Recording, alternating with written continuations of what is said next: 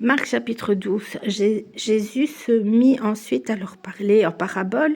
Un homme planta une vigne et l'entoura d'une haie, creusa, pressoir et bâtit une tour, puis il la ferma à des vignerons et il quitta le pays.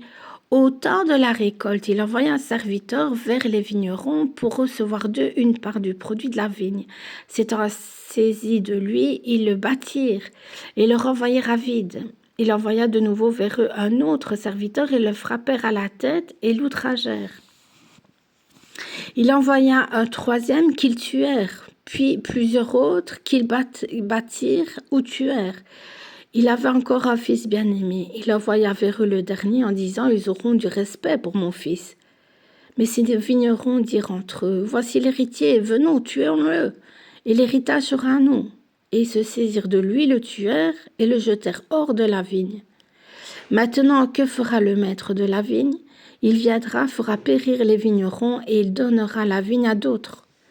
N'avez-vous pas lu cette parole de l'Écriture? La pierre qu'on rejetait, ce qui bâtissait, est devenue la principale de l'angle. C'est par la volonté du Seigneur qu'elle est devenue, et c'est un prodige à nos yeux. Ils cherchaient à se saisir de lui, mais ils craignaient la foule. Ils avaient compris que c'était pour eux que Jésus avait dit cette parabole, et ils le quittèrent et s'en allèrent. Ils envoyèrent auprès de Jésus quelques-uns des pharisiens et des hérodiens, afin de le surprendre par ses propres paroles. Et ils vinrent lui dire « Maître, nous savons que tu es vrai et que tu ne t'inquiètes de personne, car tu ne regardes pas à l'apparence des hommes et tu enseignes la voie, V-O-I-E, de Dieu selon la vérité. Est-il permis ou non de payer le tribut à César? Devons-nous payer ou ne pas payer ?» Jésus, connaissant leur hypocrisie, leur répondit « Pourquoi me tentez-vous? Apportez-moi un denier, afin que je le voie. » Ils en apportèrent un, et Jésus leur demanda « De qui sont cette effigie et cette inscription ?» « De César, lui répondirent-ils. Alors il leur dit « Rendez à César ce qui est à César, et à Dieu ce qui est à Dieu. » Et ils furent à son égard tous dans l'étonnement. Les Sadducéens qui disent qu'il n'y a pas de résurrection vinrent auprès de Jésus et lui firent cette question « Maître, voici ce que Moïse nous a prescrit. Si le frère de quelqu'un meurt et laisse une femme sans avoir d'enfant, son frère épousera sa veuve et suscitera une postérité à son frère. Or, il y avait 7 frères. Le premier se maria et mourut,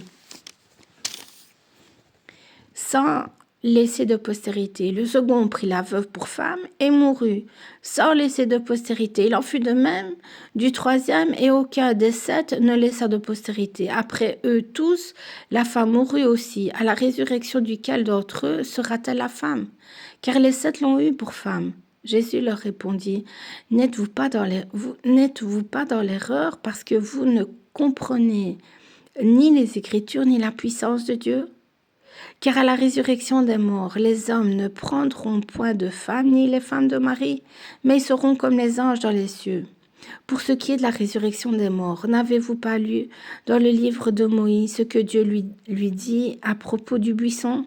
Je suis le Dieu d'Abraham, le Dieu d'Isaac et le Dieu de Jacob. Dieu n'est pas Dieu des morts, mais des vivants. Vous êtes grandement dans l'erreur. Un des scribes qui les avait entendus discuter, sachant que Jésus avait bien répondu aux Sadducéens, s'approcha et lui demanda « Quel est le premier de tous les commandements ?» Jésus répondit « Voici le premier. Écoute Israël, le Seigneur notre Dieu est l'unique Seigneur. Et tu aimeras le Seigneur ton Dieu de tout ton cœur, de toute ton âme, de toute ta pensée et de toute ta force. Voici le second. Tu aimeras ton prochain comme toi-même. » Il n'y a pas d'autre commandement plus grand que ceux-là. Le scribe lui dit, bien, maître, tu as dit avec vérité que Dieu est unique et qu'il n'y a point d'autre que lui et que l'aimer de tout son cœur, de toute sa pensée, de toute son âme et de toute sa force et aimer son prochain comme soi-même, c'est plus que tous les holocaustes et tous les sacrifices.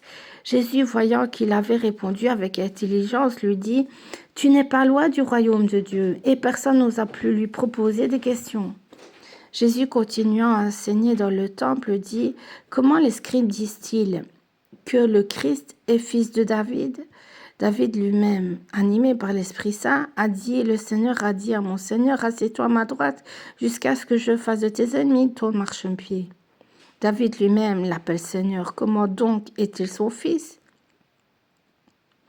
Une grande foule l'écoutait avec plaisir. Il leur disait dans son enseignement, gardez-vous des scribes qui aiment à se promener en robe longue et à être salués dans les places publiques, qui recherchent les premiers sièges dans les synagogues et les premières places dans les festins, qui dévorent les maisons des veuves et qui font pour l'apparence de longues prières. Ils seront jugés plus sévèrement. Jésus, s'étant assis vis-à-vis du trône, regardait comment la foule y mettait de l'argent, et puis le riche mettait beaucoup. Il vint aussi une pauvre veuve, et elle y mit 2 petites pièces, faisant un quart de sou. Alors Jésus, ayant appelé ses disciples, leur dit, « Je vous le dis en vérité, cette pauvre veuve a donné plus qu'aucun de ceux qui ont mis dans le tronc. Car tous ont mis de leur superflu, mais elle a mis de son nécessaire, tout ce qu'elle possédait, tout ce qu'elle avait pour vivre. »